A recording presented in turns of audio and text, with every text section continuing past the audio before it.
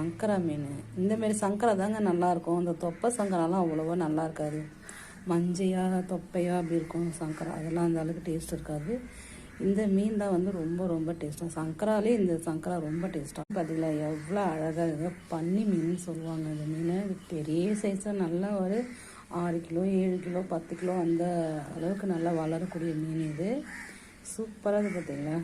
இதோட குழம்புக்கு ரொம்ப ஆப்டாக இருக்குங்க மீன். குழம்பு வந்து முருங்கைக்காய் போட்டு குழம்பு வச்சா சூப்பராக இருக்கும். இது பார்த்திங்களா, இதுவும் ஃப்ரெஷ்ஷான மீனுங்க. இது எல்லாம் பலன்னு இருக்குது பாருங்கள். எல்லாம் பூனை வந்து கத்துதுங்கப்பா, பயங்கர சத்தம். சூப்பரான மீன். இந்த சைடில் இருக்கிற முள்ளெல்லாம் எடுத்து கட் பண்ணிக்கலாம். சிசரில் கட் பண்ணிங்கன்னா இன்னும் நல்லா வந்து மீன் ஆயிடுறது ரொம்ப ஈஸியாக இருக்கும். இதை மாதிரி வந்து 4 பக்கமும் கட் பண்ணிக்கலாம்.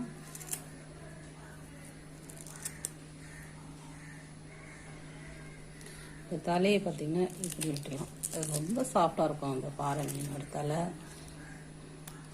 பிடிச்சா அப்படியே வச்சுக்கோங்க, பிடிக்கலன்னா இதை மாதிரி வந்து கட் பண்ணி எடுத்துக்கோங்க. அப்படியே கட் பண்ணிட வேண்டியதான். ஓகேங்களா, ரொம்ப ஈஸி. கழுவும் போது இந்த இதை இப்படி எடுத்து கழுவிட வேண்டியதான். அவ்வளோதாங்க, ரொம்ப ஈஸி. சங்கரா மீன் வந்து நான் வறுக்க போகிறேன். அதனால் வறுக்கிறதுக்கு இந்த மீனை எப்படி ஆயலான்றதை பார்க்கலாம். ஃபஸ்ட்டு இந்த மாதிரி சைடில் இருக்கிற முள்ளெல்லாம் கட் பண்ணி எடுத்துக்கலாம். போகிறதில்ல, இங்கேருந்து ஒரு கட்டு கொடுக்குறேன். அந்த வயிற்றுலேருந்து அப்படியே கட் கொடுத்து இந்த குடலெல்லாம் அப்படியே உருவிக்கலாம். பார்த்திங்களா, இந்த குடலெல்லாம் அப்படியே உருவிக்கலாம். உருவிட்டு கையாலேயே இதை வருங்க, கையாலேயே இந்த நகர்ந்தால் மட்டும் போதும். அப்படி இல்லைன்னா நீங்கள் எப்படி சிவில் எடுக்கிறீங்க. நல்ல மீன் குழன்னு இருக்கு பார்த்தீங்களா, கை வச்சா அப்படி. இதுதான் இந்த மீன் ஃப்ரெஷ்ஷான மீனுக்கான அறிகுறி. அதே போல் தாங்க நம்ம ரிவர்ஸில் நம்ம சிவில் தட்டிக்கலாம். சிவில் தட்டி 2ஆக கட் பண்ணிக்கலாம். அவ்வளோதாங்க இது.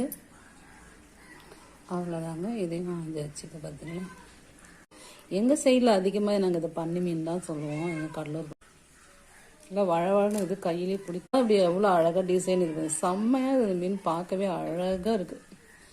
இதே போல் தான் இப்போ மற்ற மீன்லாம் எப்படி கட் பண்ணமோ அதே மாதிரி தான் இதையும் கட் பண்ணி செவில்